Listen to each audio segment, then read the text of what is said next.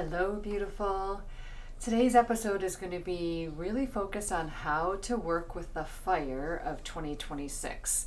We have the year of the fire horse, we have multiple planets in fire signs, in Aries, and we have the 1 year in numerology that are all coming together simultaneously and bringing a lot of fire, but fire needs focus. So we're going to talk about what each of those three pieces means, the fire horse numerology 1 and the fire and Aries energy in astrology.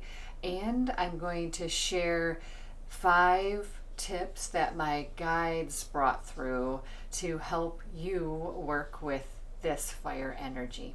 I'm Jamie Ehrenberg with Idlewild Retreats, and this is my journey of following my intuition and becoming my truest self. When we start to really dig into what is fire and what do we do with it, it is this spark, and it has the capacity to burn beautifully, and it has the capacity of burning too hot too fast and kind of dying out before it even is be able to become something. Or it can be a candle that is lit and just stays lit for the entire time that we allow it to. And that's what I'm going to invite us to feel into today for how to work with fire and what does that feel like in our systems after we've just come out of so much water, so much shedding, so much ending. And I have a beautiful friend and community member who was saying, okay, I got the year of the snake. How do I work with this fire energy? I'm ready to start something new. How do I start to work with it? So thank you for being the inspiration for this episode. And really, it was a beautiful way to bring in my guides' guidance, but then also talk a bit more about what is happening. So, you're the fire horse. We've been hearing all about this. The horse is fast, fire is fast. Together, we have just this ability to really move forward and gallop towards our goals this year. And that's easier said than done because we don't have the direction to move into, then that is a challenge. It can be that we're really just spewing all of our energy all over without it being focused. And we also have had, and you've heard me already talk about Saturn and Neptune moving into Aries. So they've moved from water, slogging energy, like deep depths, to coming up to the surface and ready to go in Aries, where Aries is also a fire sign. It's a cardinal sign, so that means it's action and it's initiation, so it's starting something. And then we have it being a 1 year in numerology. If that doesn't mean anything to you, you add it's 2026, you add 2 plus 2 plus 6, and they get to 10, and you want to get down to one number, and so that's a 1. So we're in a 1 year, which is a beginning year. And all of this energy is pointing towards beginnings. And the thing about beginnings, though, is that you have to know where that first step is. It's not like you can just start running and not have a focus or an intention, because if you do, again, there's this dispersal of your energy. It's almost like an energy leak where you aren't able to be as discerning or focused or get as far as you probably like unless you're focused. And so bringing all those three things together, there really is this call for us to focus on one thing. So really use the literal meaning of the 1 year to what are we going to focus on? Like, what's this one thing that we're going to focus on? And I have some beautiful guidance.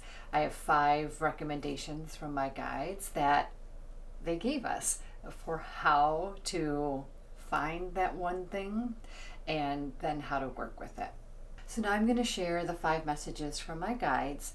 And as I do, what I really encourage you to do is lean into your own intuition style.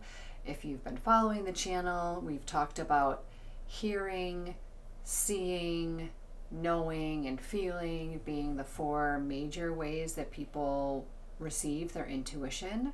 And using that and listening to each of these messages to write down and like actually capture whatever it is that's coming through, whatever sparks happen as you hear these 5 messages.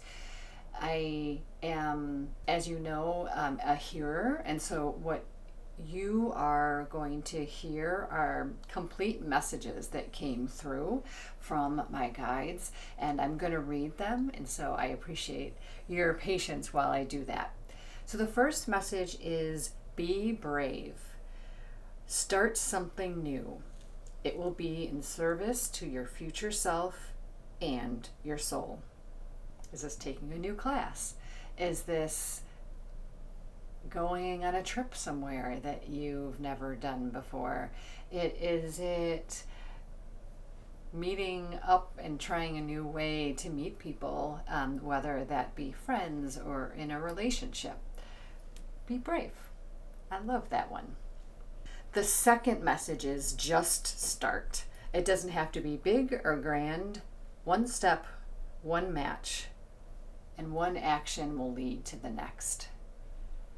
And I love this because I often talk about the path of following our intuition, the path of becoming our full true self. It's not all revealed at once, it's one step at a time. And that's like most things in life. It would be maybe nice to be able to have the whole picture ahead of us, but it's part of the being human is the adventure, the curiosity, the joy that we get to experience on the journey, on the way to wherever we're going. Message number 3, do it from your heart. What does your heart want? This was a really clear message of this was not something to try to cognize, but it's like feeling, dropping into your heart. And what expands your heart? What feels good to your heart? What makes your heart feel joyful? This is in service to your full self and not what you do or your work. So it was a offer for your being.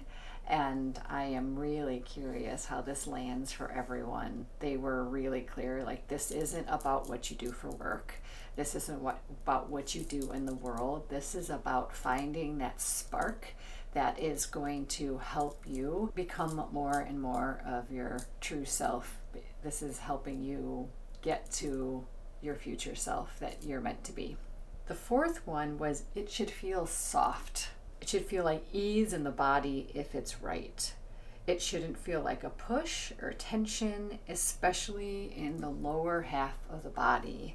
So it was really interesting to feel this coming through because it was a combination of a feeling and a hearing. So if I feel into the bottom part of my body, so the solar plexus down, feeling soft and open and able to receive, and I'm tapped into my heart, it's curious to me. It's like, oh, what can come through if my heart is leading me, but also the bottom part of me isn't constricted, isn't tense, but is open and able to receive.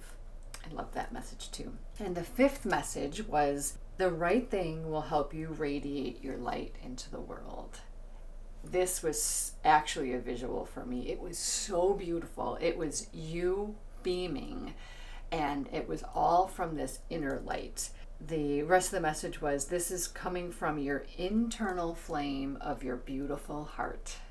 And that's exactly what it felt like. It was like with this cultivation of what makes your heart happy, what makes it expand.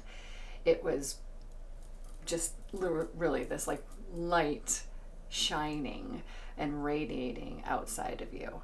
And I am so interested in how quickly any of us are able to tap into that. It might be that dropping into our heart and realizing what it is that we're supposed to be moving forward with is actually going to pretty quickly allow us to start beaming that light. And it might not be a massive beam to begin with. Remember, we have a whole year, but it really felt like it was going to be an expanding, just like your heart expanding, your light growing brighter and brighter. And I've been really noticing that with people lately, of how turned on is their soul light, how bright is their soul, how connected are they to their soul. And this is not any sort of a criticism or shade if you're not. That's part of what our path is of being human in this lifetime. It's recognizing our soul light and our divinity and being able to move through the world from that place. I hope that this new structure and this support as we enter into the year of the fire horse served. I loved bringing this through this way. And if you have any questions like that, or things you'd like to know more about that I've touched on, or I haven't even touched on, but that you feel like I might be able to address, I would love to do that for you. So go ahead and send a note in the comments below and let me know what you'd like to hear more about. And I would also love to hear what came through. What did your intuition bring you? What did your soul or your higher self bring you about what that one thing might be for you this year? With that heart-centered connection, I send you a lot of love, and I'm so grateful for you being part of this community and sharing your light with the world.